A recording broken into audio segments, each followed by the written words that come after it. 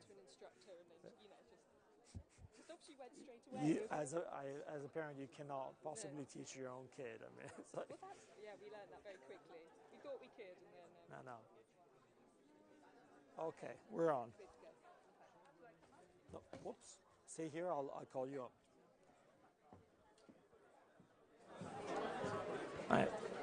Bentornati, siamo all'ultimo talk della mattina. È un talk molto importante, abbiamo avuto un po' di ingressi in più e abbiamo aspettato per far accomodare tutti. Questo talk sarà in inglese perché abbiamo con noi MaryCook, che è Design Director di FutureGov. Avremo una mezz'ora di keynote e poi domande dal pubblico. So this talk will be in English and we will have MaryCook, Design Director at FutureGov. We'll have a half an hour keynote and then we'll have time for questions from the audience. So please listen carefully and prepare your questions. Mary, please. Floor is yours.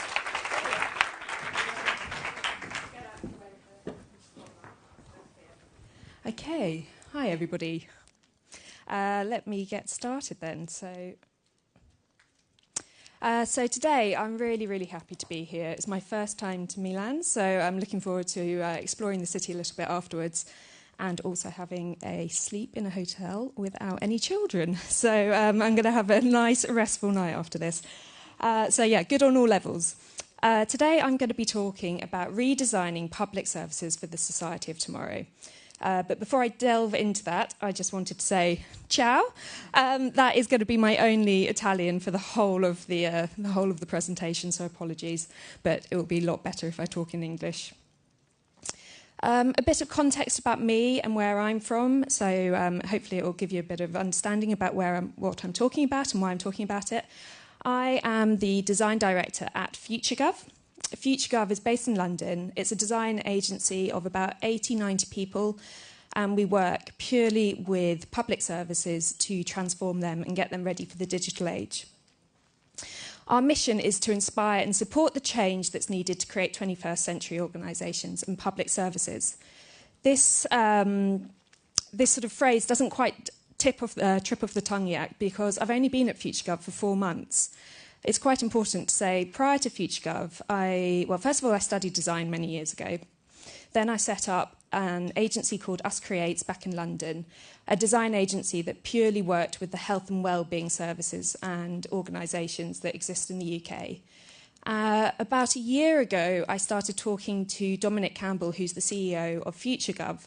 And FutureGov exists very much with the same mission, but to put design within local government and within central government services.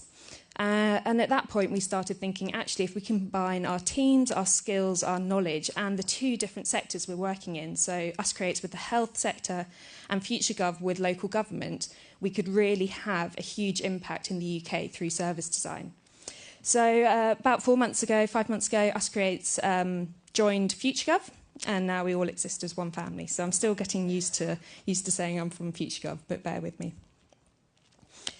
So today I'm going to bring all that collective knowledge from Us Creates and from FutureGov together to talk about redesigning public services for the society of tomorrow.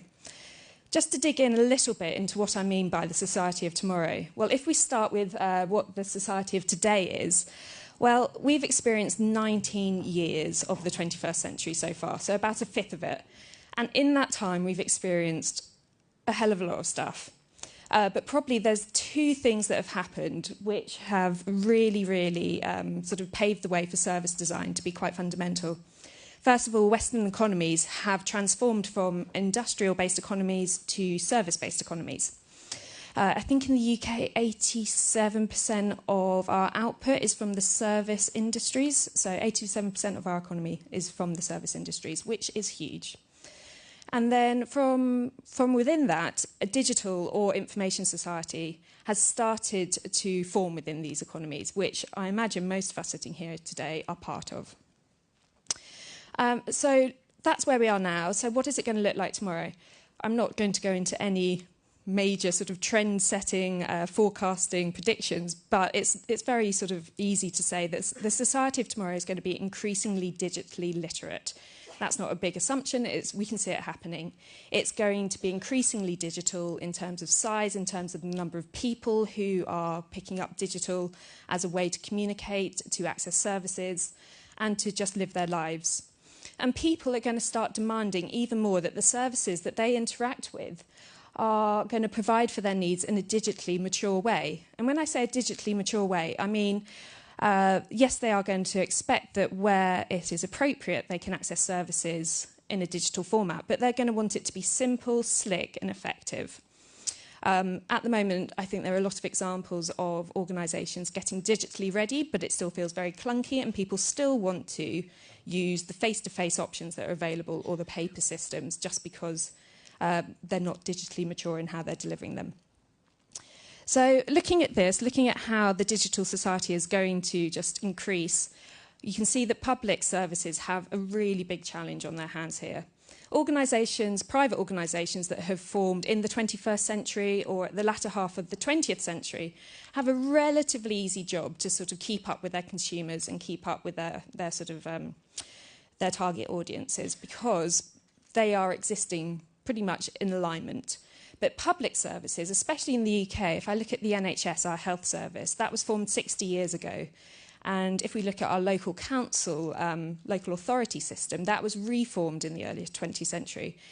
Those two massive, massive organisations have got a huge turning circle to go around in order to become digital and to change everything that they have, sort of how they've existed for the last 50, 100 years. And that is where we're helping. I think this quote is something that really sums up what I'm trying to say, and it's something we use a lot at FutureGov. So Madeleine Albright is a politician in the US, and she says, we're taking 21st century challenges, evaluating them with 20th century ideas, and responding with 19th century tools, which I think is good to just illustrate the point. So, broadly, big challenges to redesign public services and organisations. And to sum it up in a word, it's about digitalisation. That is the main challenge we've got. So getting organisations, services and systems fit for the 21st century. But if we can work through this and actually make digitalisation an option, it actually becomes a solution to a lot of societal challenges that we're working with. At FutureGov, we are working across health, housing, children's services, adult services, transport, employment and skills. I'm sure you'll recognise a lot of these as the topic areas maybe that are on your mind at the moment. Okay, so how are we going to redesign these public services for the society of tomorrow? Well, service design, luckily, because that's why we're here, service design is playing a really large role in doing so. And service design is at the heart of what we do at FutureGov and at the heart of the design direction that I'm leading there. And one thing that I think I've really noticed in the last decade is service design is starting to get the recognition that it deserves, especially in the UK. Design agencies like when I was at Us Create, we did a lot of work not just trying to show what service design could do, but actually build the market and build understanding. And now we're seeing people like Matt Edgar, who is head of design at NHS Digital, so the body that exists to try and digitalise our health service, saying, oh, you can't, that's a bad design flaw, white on white. Looked all right on my computer. So it says, service design is happening all the time at every level. The problem is that when done unconsciously, it's just not very good. And this is so true. Service design is happening over multiple levels. And when it is done unconsciously, it is the result of what many of us are feeling on a daily basis. I would argue that when service design is done consciously, the difference is that we're really putting people at the heart of what we're doing and how we're designing. So one of the sort of key principles for service design is putting people at the centre, human-centred design. So making sure they're at the heart of the work, looking to understand, collaborate with and design with empathy at all times. I'm not going to delve into this much more. I'm sure if you've got an awareness and understanding of service design, you know that this is one of the fundamental principles of how we work. But it will come out in some of the case studies that I'm going to talk through.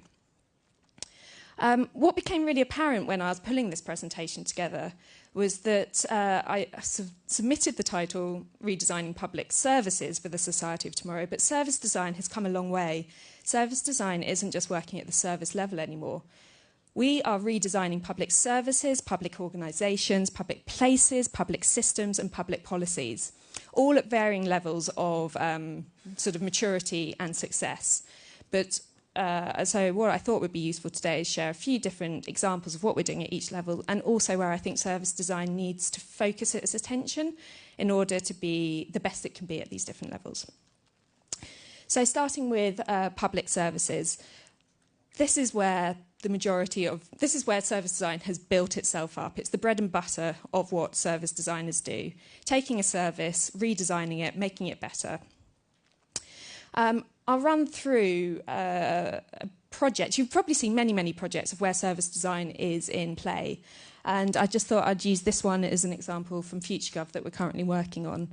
So we're redesigning the end-to-end service experience of housing in the UK. So we have a massive, massive housing crisis in the UK. For multiple reasons, people are needing temporary or permanent accommodation before they're at risk of homelessness.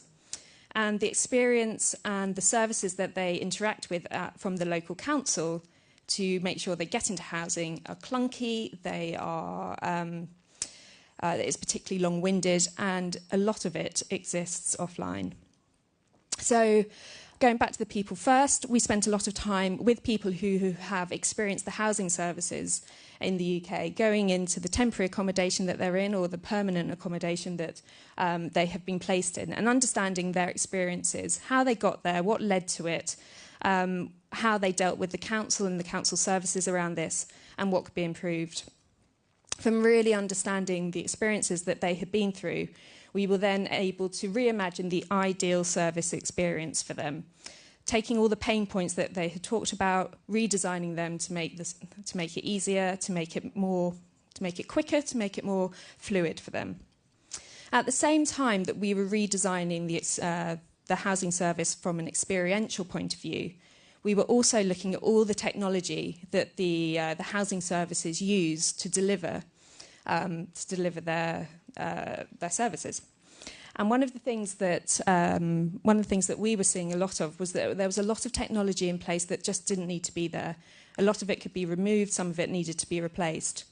And once we understood the technology landscape, we were then able to look at the experience of the user, the ideal experience, and start mapping where the technology could be supporting and what it could look like. So this is the ideal technology model. By putting these into place, we could estimate that around £4 million of projected savings could be achieved in 4 to 5 years if this was implemented, as well as a better experience for the people using this service. So that is a fairly classic example of where a service design process is being used to improve a service that exists. Where I think service design really needs to improve its practice at the service level is around these 3 areas. So first of all, understanding product development. When I'm saying product, I mean digital products. So one of the things I think service design, well, one of the big conversations in service design at the moment that you may have heard of, or it might be UK focused, is should service designers learn to code? Is that something that is being discussed here? I'm sort of looking, maybe not. So there's a big argument back and forth on social media channels. Service designers really should be learning to code so they can work with product developers to implement the changes that are needed. I'm on the side that I don't think service designers need to learn to code, but I do think service designers really need to understand the digital product development journey to work alongside it, so we have the best chance of putting products and services out there that are ultimately going to work. I think service designers need a much better understanding of technology. The example I just showed you is a good one of where actually understanding the technology that exists and underpins the service can then support achieving those financial savings. And ultimately, it's those savings that we have to look for to make service design a credible and viable option to be used. And then finally, designing with data. So again, service design, its biggest strength is also its biggest weakness. So its strength at the moment is very much to look at the qualitative data that we gather through our research from people and understanding that experience. But we need to start bringing in a lot more of the open data that exists and bringing that into the models that we're designing to change and transform those services. And a lot of work is, again, it's being done in the UK public sector to open up data that our government exists and putting it out there and just saying, if we give you the data, what can you do with it? And we've been working on a few projects around that, which I can talk a bit more about later.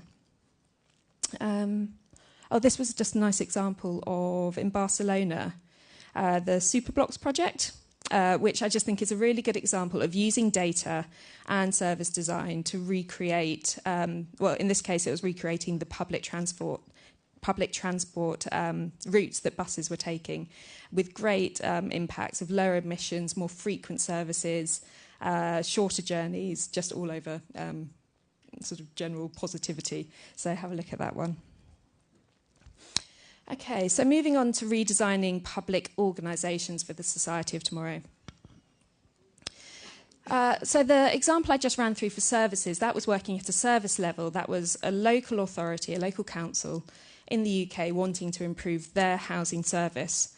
We're also working at a different scale with Homes England, who is the public administration body for housing across the country. This is one of our largest clients at the moment, and we're working with them to make sure that they can respond to the chronic housing shortage that exists in the UK.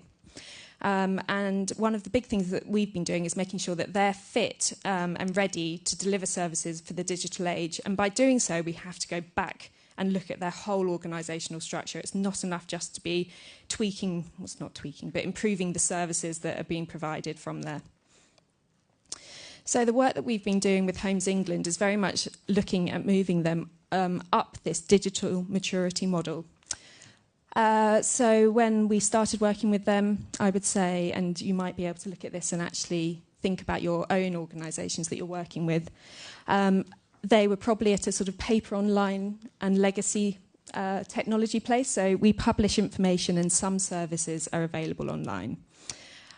We've been supporting them to move along the journey of getting up to probably more the sort of 4 and 5. So ultimately we want to get them at a system level change basis, but digital for service transformation is where we're currently sort of working towards. So we want to be able to say they're fundamentally changing how services are designed to meet user needs and delivered improved outcomes.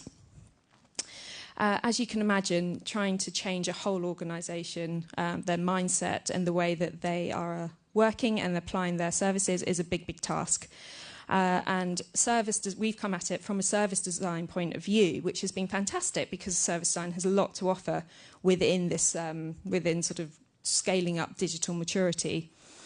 However, we've also had to recognise where service design can't support here, and we have brought in consultants in change management and a lot more expertise in technology and data.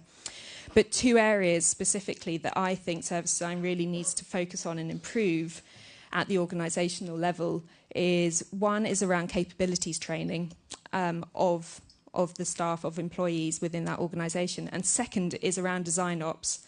Can I just have a show of hands? Who's heard of design ops? Oh, great. Okay, so a few people. So it's my passion at the moment. I'm just fully behind this, so I'll explain a bit more in a minute. So when I'm talking about capabilities training, we are working as a service design agency very much in partnership with the organisations we're working with.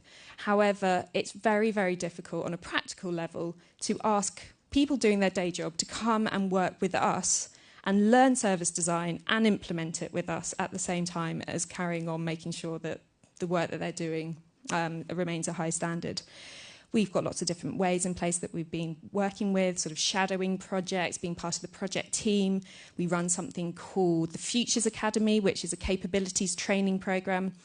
However, I still think there's a lot more to be done in this space about the learning experience and bringing people along their own journey within public administrations. So going on to design ops.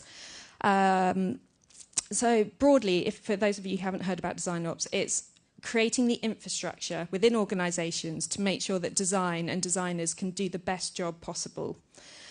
I'm working with Essex County Council at the moment to support their design ops mission. So that as a council, a local council, one of the biggest in the UK, they are fully brought into service design. They want to use it to transform and disrupt the services in the organisation so they can give a better service for the society of tomorrow.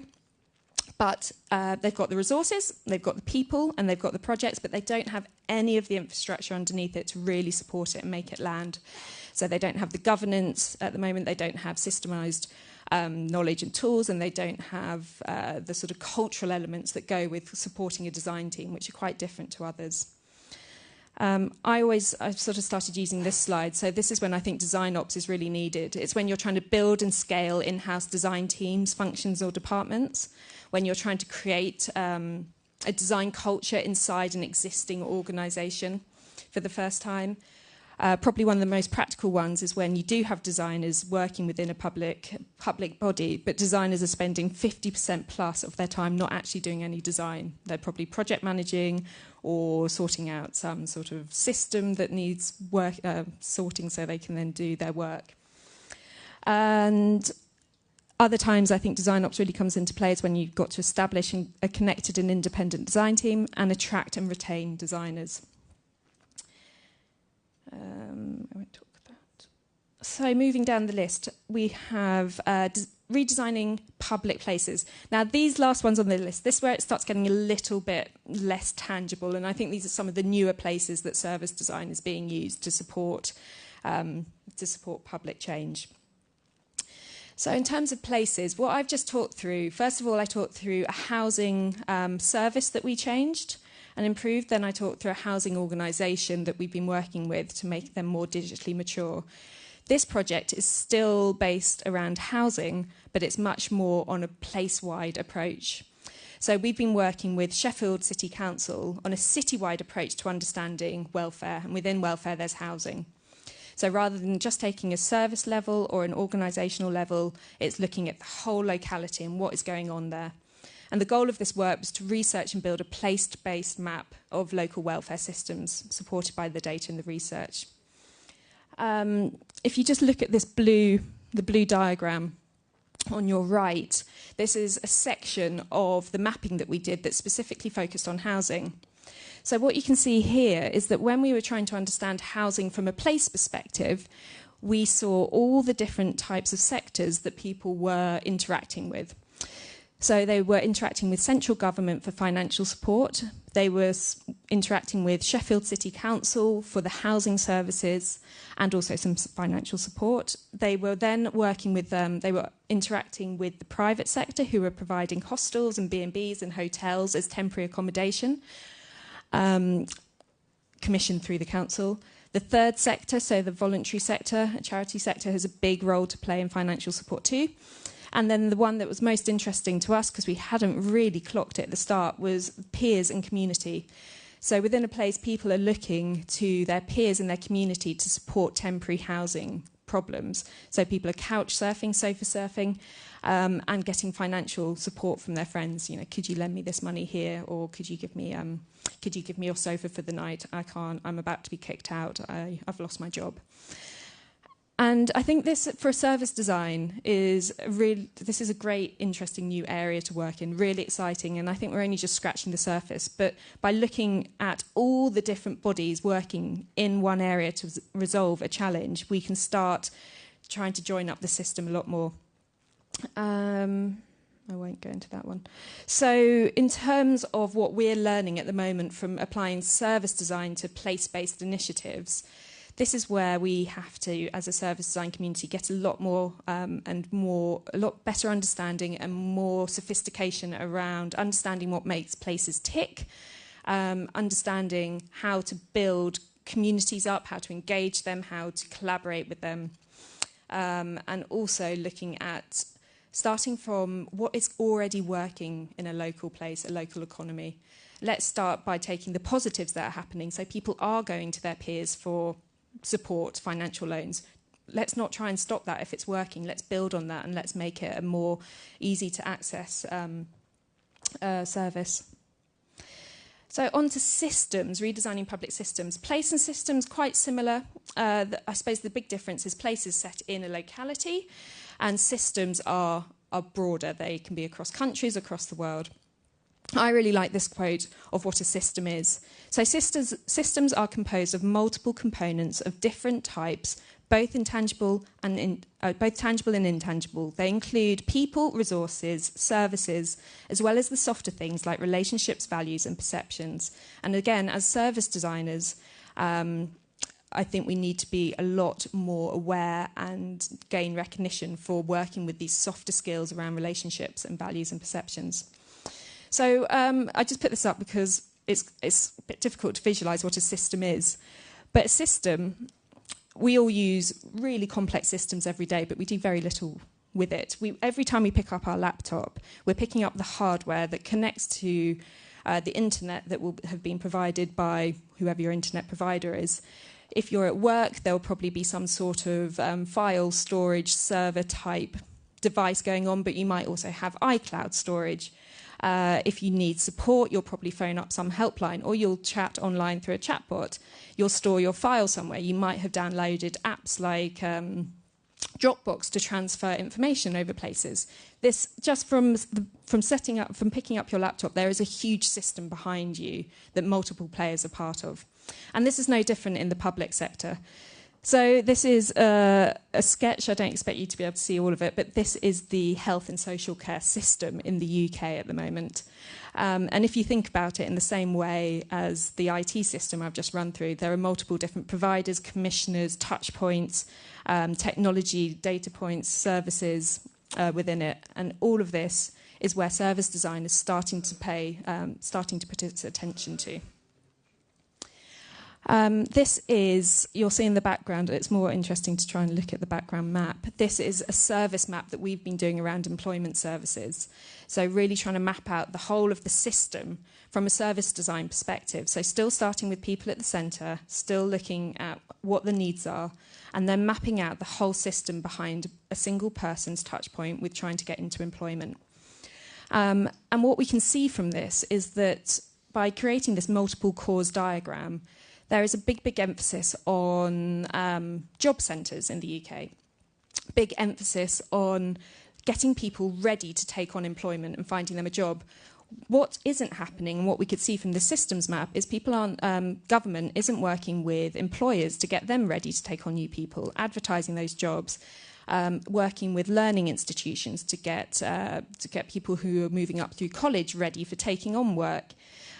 Looking at the friends and community support that exists, where somebody might have found work and how did they do it, and how can their examples be translated across. So this is looking at employment from a much broader perspective.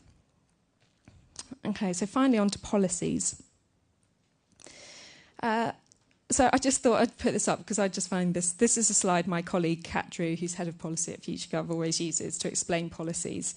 So a policy, something set by government that puts something in place.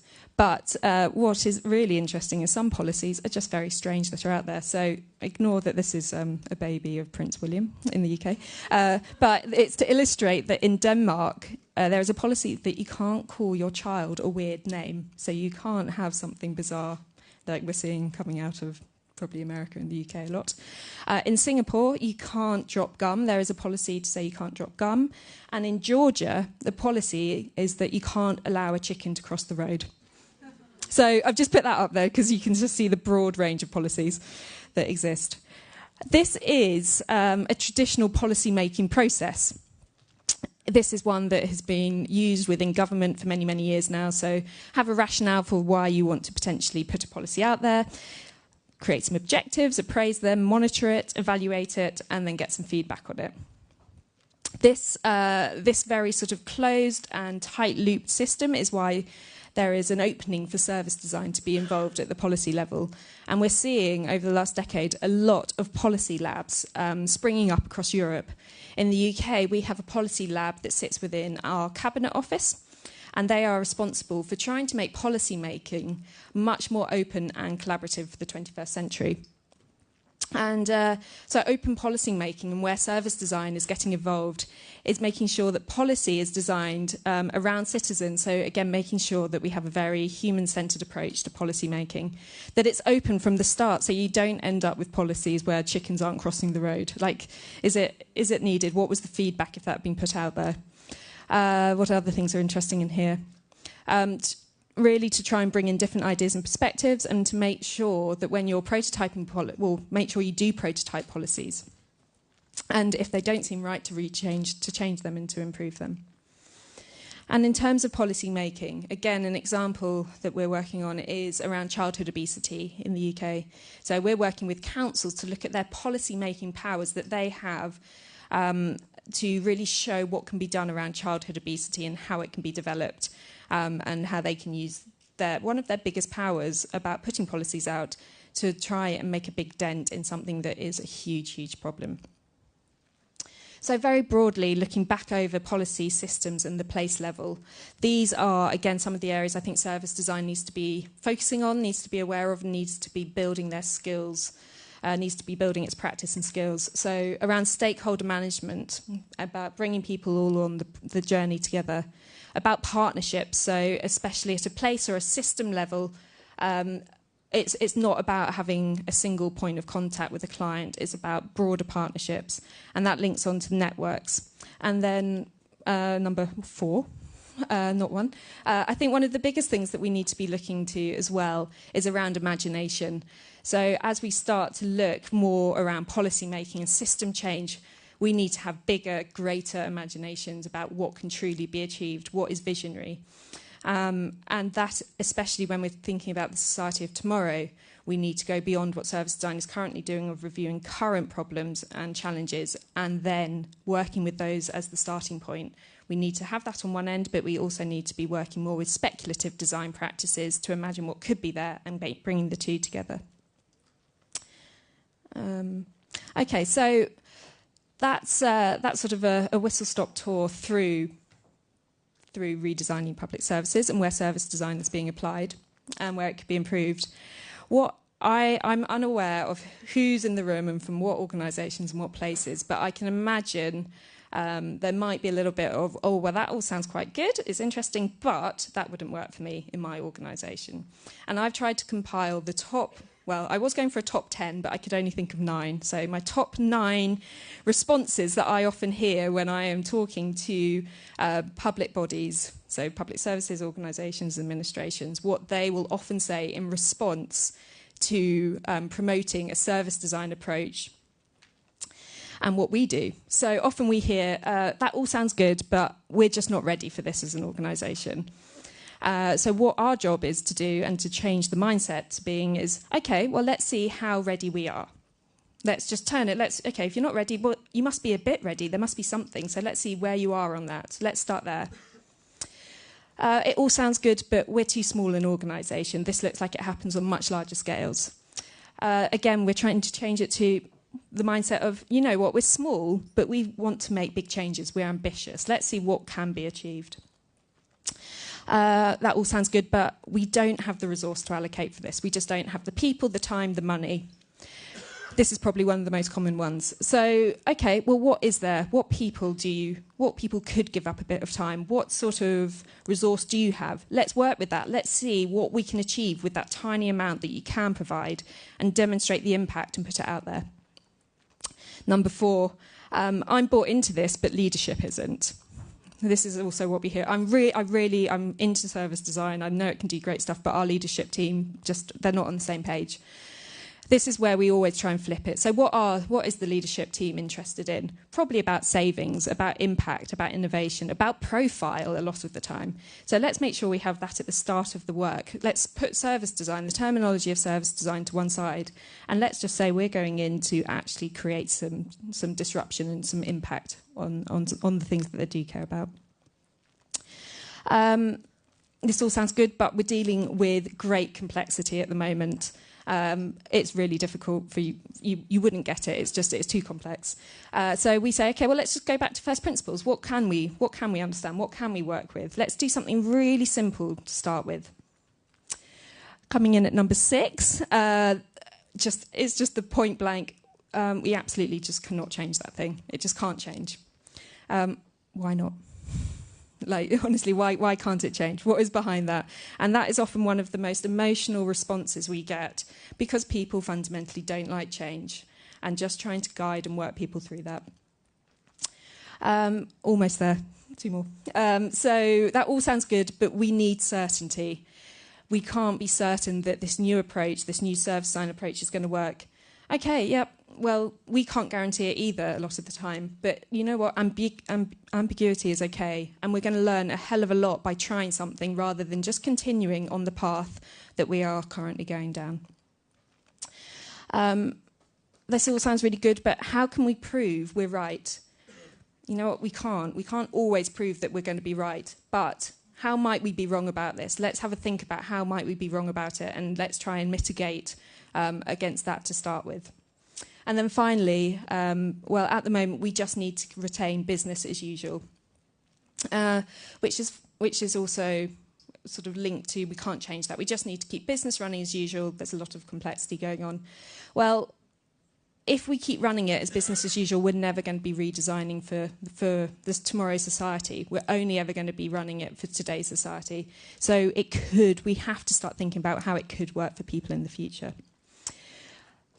So I know I'm out of time, which is great because I am now at the end. I suppose summing everything up that I've just been through there, a lot of the work, aside from service design, that we still find ourselves doing is vitally important, is making sure that we support a change in mindsets. Trying to bring on a design mindset is a big task, but once there, it's hugely rewarding. So we've got to change how teams and individuals respond to challenges we're facing. This means developing new norms, cultures, and expectations in how we work. And I would say if there's one thing I'd like to leave you with today is just thinking about in your organisations, in your personal life, with your sphere of influence, what is it that you can do to start changing mindsets and to be promoting a different way of working to create innovation for tomorrow's society? Thank you.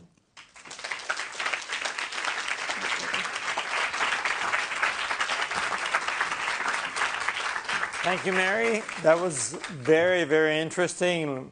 It raises lots of questions, I guess, both from the audience and from myself. So if we have questions from the audience, please just raise your hand. Alzate la mano, vi portiamo un microfono e se volete fare una domanda. Abbiamo una ventina di minuti per soddisfare le vostre curiosità. So, hi. Go. Over here. Okay. So Hi. Please introduce yourself and go ahead. If you want to ask in English is fine, otherwise I'll translate for you. I don't speak Italian that well yet. Okay, so. great. Hi, Mary. Hi. Great presentation. My name is Moritz. I'm actually a student here doing a service design master's at Poli. Cool. And that is pretty cool. And I'm kind of wondering, to what extent can we find a framework to take what you guys do in the UK and apply it into other cities and countries? To what percent can we actually repurpose what you've done in the UK and other places? That's my question for you. Thank you. Ooh, I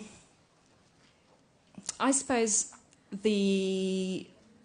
what I've presented today is the accumulation of decades worth of advocacy, of demonstration projects, of small projects to get to the big projects that I've shown. I think it takes, in the UK, the biggest reasons why this has taken off and why service design is recognised is because the government broadly recognised that creative approaches were valuable. Didn't name service design, but put, it was back in, the maybe 2005, there was a creative review that came out. At the same time, because of that creative review, a lot of sort of support and funding went into governmental arm's-length bodies like the Design Council, like Nesta, like the RSA, the Royal Society of Arts. And they were the organisations that were able to then put out pilot projects and bring in designers to try out small pieces of work on a small, safe space, but bringing in councils or the NHS. But they weren't using their own funding. It was coming from a different source. And I think it's that which has created a brilliant portfolio of work that then agencies like Us Creates and now FutureGov and other ones out there like Snook have been able to take that work and being able to say, look, this is the impact, this is why it works, and we can prove it. Now, let's make it work in your organisation. So it's not a framework, but I think it has to have that it has to have a bottom-up approach from designers doing small projects and putting out the demonstration projects. It needs support from higher up to be able to provide that safe space for it to work, and then taking examples of where it's happening. But I can't believe where we're at now. So starting Us Creates, we were working on tiny, tiny projects, sort of like £10,000 projects to try and solve huge social challenges. It wasn't going to happen on £10,000. And now we're working with government departments on £1 million contracts to make this work. So the shift is extensive. I have a question myself about that point, because as a business journalist, this is the first time actually in your presentation where you mentioned the money issue, which is, of course, important. I mean, FutureGov, how does FutureGov work? Give us a sense of that. It's a private company, it's a private consultancy, and you're basically bidding for contracts. So 10 years ago it was small projects, now it's bigger projects. Yeah, so the FutureGov model, the agency model, and there's quite a few organisations that exist like this. We bid for all our work. So the sort of more revolutionary and for people with more foresight within organisations who know that they want to disrupt and to change their services will put out a brief and different agencies will bid for it. And that's how it works. Behind the scenes, there is a lot of work that goes on, especially from the CEO level, going around making contacts, building up support, explaining what we do, a lot of marketing work to say, this is how we work, this is how we want to work, would you like to try it out? But the majority of the time, then it goes out to a public space, so it's a fair process and different people can respond. But it's taken a long time to get to that space. But it's the same. We are now competing. What's been interesting is that FutureGov is now at a level of competition with the likes of PwC, EY, all the big consultancies who have their own internal design teams that they've acquired over the years. And we are now bidding against them in contracts. And those contracts, those opportunities that are coming out, they aren't necessarily asking for service design. They're asking for digital transformation, or they're asking for a new operating model, or they're asking for support with a new commissioning structure. So the language that we're seeing isn't responding to our design language, but we know a design approach can work. And then we sort of bid, and we're against the big boys now. So it's actually a pretty good market. I mean, you would say it's a competitive market, and it's a market that is driven actually by public money. So government money there is really the driver of the market. Yes, yeah, absolutely. It's all government money. That's something public I think money. we have to work on here in Italy. But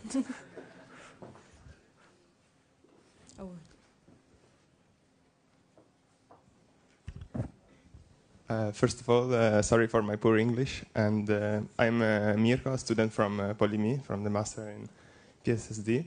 And as previously Mariana said, that for labs is fundamental to be in a close position to the government, inside the government. And now I heard that you as a lab are, let's say, independent from it.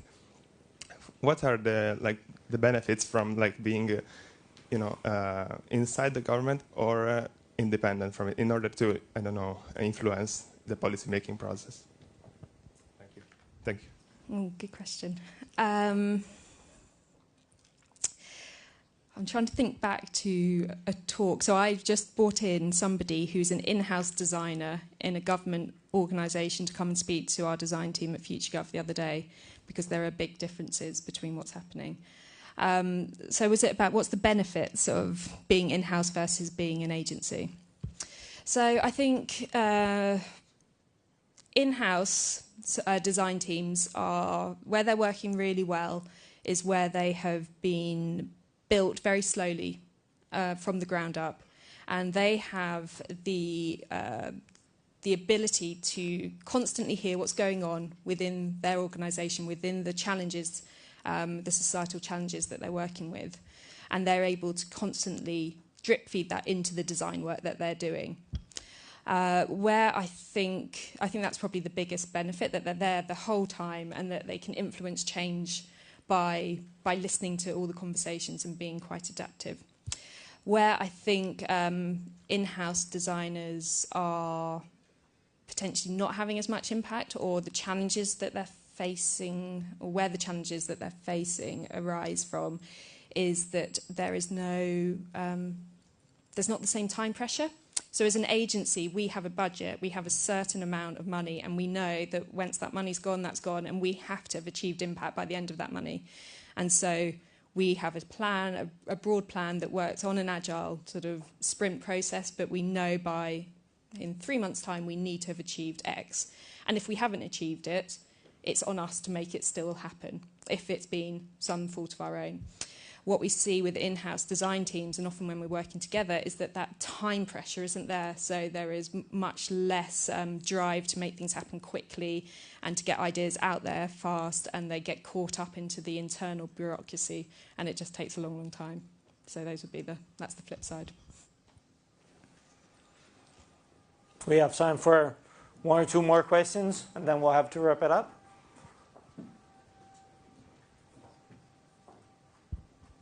Hi, I'm Francesco, PhD student in Politecnico, and thanks for your presentation. It was very inspiring. And you were mentioning one thing that I like you to ask you about. It was speculative design, and I think it's not a case that you mentioned in the last part about policy and design for policy making. And I'm just put it very simply, how much you are allowed to do that? I mean, it's very hedge things to do. I think it entails a lot of think about system of value, paradigms, view of the people. So I was wondering, yeah, it's amazing, but how much you can do that, how much you can put in your offer. So just how much we're allowed to actually get involved with policy making? No, to speculative design for policy making. Speculative design, yeah. For it. How much So speculative design, I think, that's the place it is being used the most within the policy making world. I didn't actually show the slide, but actually I flipped back quickly. I'll try and bring it up. We have been using speculative design methods with organisations such as the EU Policy Lab. And this is where we went out to Brussels. They had a range of lawyers, technologists, policymakers, international policymakers, all coming together to look at how blockchain technologies could be of use in the future. And the policy teams had been exploring blockchain, but from a very sort of, let's try and understand what it is, let's try and understand where we're going with it. We ran a workshop using the sort of future scenarios model, and as you can see, got people prototyping lots of different ideas coming out of it. And it was very broad, it was very open. And the nice thing about it is that the policy teams can now go back and take some of these ideas and this inspiration to start conversations. So it's not that this is going to become the policy, but it provokes and it disrupts the current thought process that people are going through, and just sort of takes them on a bit of a different journey, and hopefully it also shows that if you start using more design techniques, you're going to end up with something far more visionary. Last question, and then we break up for lunch. Please.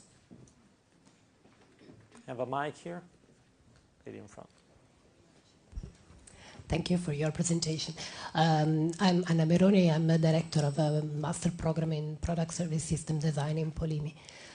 Just a question about the maturity, or let's say the readiness that you have found in the policy, in the public administration, let's say, in the people in the public administration we have been working with, from the policy makers to the operators to the intermediary profiles. What kind of readiness have you found for service design? Totally mixed across all levels. There's not, I would like to say there is some sort of trend that I can see, but it is Where it's working well is when the CEO or the leadership team are behind it and they can give their backing. That level of maturity and readiness really varies across the UK. So there are some councils, some NHS trusts that we are constantly working with because the leadership gets it and wants to work with us on it. They're on their own journey through innovation. They do tend to be the younger people, the people new in post trying to make their mark. But then there are other administrations we're just not, there's no way in, they're just not there yet. I think, actually, maybe if there's one trend, it's at the sort of frontline worker level, so people actually supporting, commissioning, delivering, producing the services. Typically, we are always met with scepticism. Absolutely, just, why are you here? We've got cuts to public funding at the moment. You're coming in, you're being paid some money that could have been supporting my service. We don't want anything to do with this. And I would say about 90% of the time it's that group that are the quickest to change their mindsets and the most adaptive and the most ready to go on a journey of change. And I think once they start seeing some of the changes that we're doing, because we're always trying to feed back and work with them on a weekly basis, they get behind it very quickly. And they change their mindsets far quicker than anybody else. And that might be because they don't have the weighting of the whole organisation on their shoulders to try and think about how service design fits in, but they are far more ready to adapt, which is great and fascinating. And it always makes for lovely quotes at the end of projects when they said, at the start we just didn't want anything to do with this project and now we wish you'd come in earlier. Oh, thank you, Mary. I think we still have 1,000 questions. I mean, as you keep talking, it's because this becomes very cultural, very psychological on how you engage people in the change process and a change journey. But we have to break up for lunch. Our time is up. So thank you again, and we'll let you go. Oh, thank you for having me. We come back here, we break up for lunch, we come back here at 2:30 for the panel on Global Service Challenges, Healthcare Innovation. Ci rivediamo alle 2:30 per il nostro panel sulla salute, sulla Healthcare Innovation e i nuovi modelli di cura. Grazie, arrivederci a tutti.